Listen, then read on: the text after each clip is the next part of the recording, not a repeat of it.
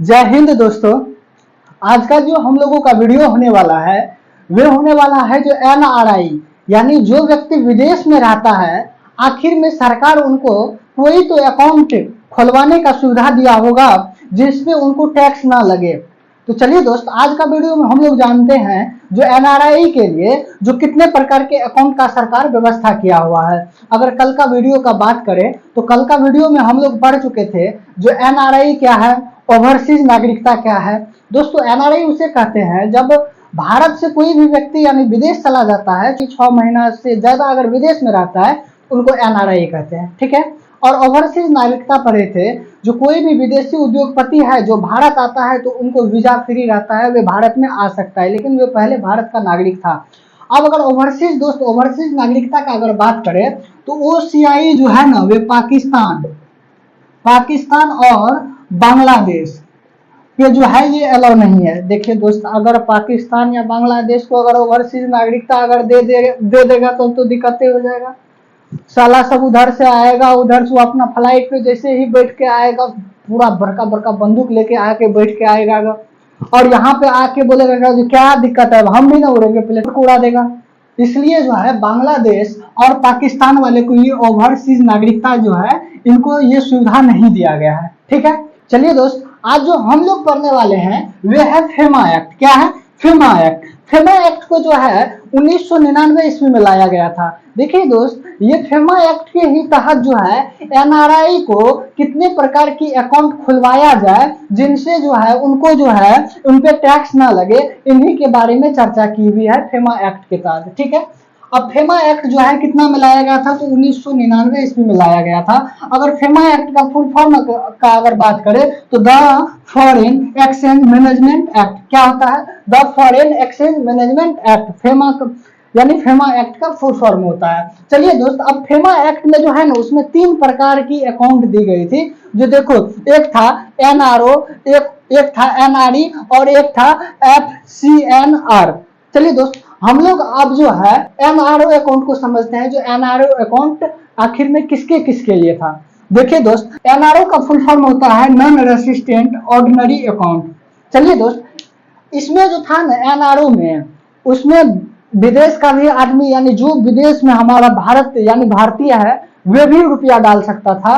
और जो भारत का जो व्यक्ति था ना, जो भारत में मान के चलिए कोई उद्योगपति है और उनका बिजनेस विदेश में भी है और भारत में भी है और वे विदेश में भी रहता है और उनको भारत से भी इनकम आता है, तो वे जो है वे एनआरओ अकाउंट खुलवा के उनमें जो है इंडिया एवं इंडिया एवं विदेश दोनों का यानी विदेश दोनों का जो है रुपया डाल सकता था, ठीक है। इंडिया एवं फॉरेन दोनों का रुपया डाल सकता था एनआरओ अकाउंट में। तो सरकार बोला जो देखो भाई, तब तो इसे में अगर तुम पे अगर इस अकाउंट पर अगर टैक्स नहीं लेगा तो सब तो यही अकाउंट खुलवा लेगा, तब तो किसी को टैक्स देने का जरूरी ही नहीं पड़ेगा। इसलिए जो है सरकार बोला क्या, जो देखो जो भी ये एनआरओ अकाउंट खुलवाएगा उनको टैक्स देना पड़ेगा। क्या चीज? उनको टैक्स देना पड़ेगा, चाहे जैसे हो लेकिन टैक्स देना पड़ेगा इस अकाउंट में एनआरओ पे। अब जो कोई जो विदेश में रहता है ना, जो एनआरआई है, जो 6 महीना यानी कमाने के मकसद नौकरी के मकसद से गया हुआ है, उनको बोलता है जो देखो, उनको जब आप अकाउंट खुलाने के लिए जाइएगा तो आपको पहले ही वहां का जो मैनेजर होता है अकाउंट का वे आपको सलाह दे देता है जो देखिए आप एनआरओ अकाउंट नहीं खुलवाइए, क्योंकि अगर आप एनआरओ अकाउंट खुलवाइएगा ना तो आपके ऊपर टैक्स लग जाएगा, ठीक है।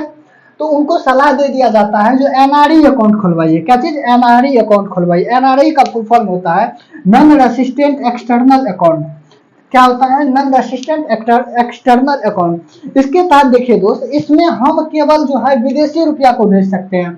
क्या चीज? इसमें केवल विदेशी रुपया को भेज सकते हैं, ठीक है। केवल विदेशी रुपया भेज सकते हैं हम भारत से। अब मान के चलिए, अब सोचिएगा जो कोई व्यक्ति गया कमाने के लिए विदेश और वो जाके वहां पे फंस गया, अब वो लॉकडाउन यानी उस देश में लग गया। अब सोचिएगा जो हम उनको, जैसे अब मान के चलिए कोई व्यक्ति दिल्ली में है और उनको यानी रुपया की जरूरी है दिल्ली में, तो हम लोग क्या करते हैं, फट से अकाउंट नंबर आईएफएससी कोड देते हैं और रुपया डाल देते हैं, ठीक है। लेकिन ये जब अकाउंट खुल जाएगा एनआरई, तो एनआरई मान के चलिए कोई व्यक्ति अमेरिका में है, अगर आप चाहिएगा जो हम इंडिया से अमेरिका पैसा भेज सकते हैं तो ऐसा नहीं हो सकता है। इसके तहत केवल अमेरिका से जो व्यक्ति इंडिया पैसा भेजेगा, ये नॉन रेसिडेंट एक्सटर्नल अकाउंट के अंतर्गत वे अमेरिका से रुपया आ सकता है, ठीक है, लेकिन इंडिया से रुपया नहीं जा सकता है। अब जो हम लोग बात करते हैं वे है FCNR। इसका फुल फॉर्म होता है foreign currency non resistant account. क्या होता है? Foreign currency non resistant account. इसमें जो देखिए दोस्त, इसमें जो है ये बड़े बड़े उद्योगपति जो इंटरनेशनल लेवल पे जो मार्केटिंग करता है, जो इंटरनेशनल लेवल पे अपना बिजनेस को चलाना यानी चलाता है, उसके लिए ये जो है ये FCNR जो है ये सुविधा दी, यानी इस अकाउंट का सुविधा दिया गया है। क्योंकि अब जो है भारत से अगर मान के चलिए हम अमेरिका रुपया भेजे, अब अमेरिका भेजे वहां पर डॉलर चलता है और भारत में रुपया चलता है। अब पता चला जो हमारा यानी वहां पे डॉलर में जो खर्च करेंगे तो रुपया है यानी डॉलर है ही नहीं है खर्च करने के लिए। तो इसमें क्या होता है, इसमें सेम करेंसी यानी जो आप मान के चलिए डॉलर अगर उसमें डालिएगा, इस अकाउंट में अगर डॉलर डालिएगा तो डॉलर ही रह जाएगा, ठीक है। इस अकाउंट में क्या होगा, हम अगर डॉलर डालेंगे तो डॉलर ही रहेगा और डॉलर ही रुपया हम खर्च कर सकते हैं। अगर हम जो है इंडिया का रुपया डालेंगे ना, यानी रुपया डालेंगे तो रुपया ही रहेगा, न कि डॉलर में परिवर्तन हो जाएगा, ठीक है, चाहे जहां पर भी हम खर्च करें। अगर मान के चलिए हम लोग इसमें नेपाली रुपया अगर देना तो इसमें नेपाली ही रह जाएगा, ना कि इंडिया रुपया में कन्वर्ट हो जाएगा, ठीक है। लेकिन ऐसा जो है NRE अकाउंट में नहीं होता है। NRE अकाउंट में जो है अगर आप उधर से अगर डॉलर भेजे ना तो खुद ब खुद जो है ये आपको इंडियन रुपया में कन्वर्ट कर देगा, ठीक है।